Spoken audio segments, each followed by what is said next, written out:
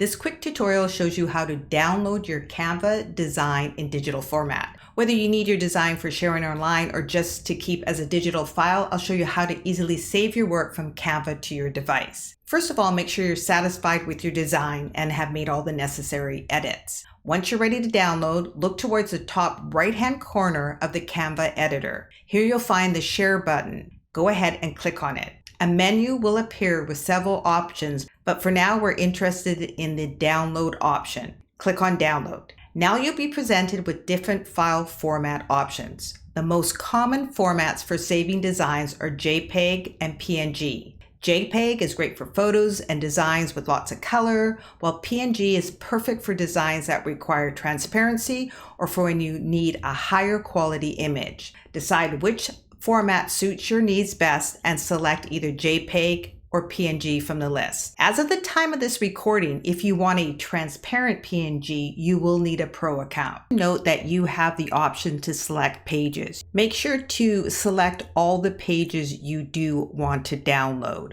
Right now I have a 2-page file, so if I wanted all pages, I would want to make sure I checked that off. If I only wanted the current page, I would remove the second page. And once you're finished selecting the pages, click on Done.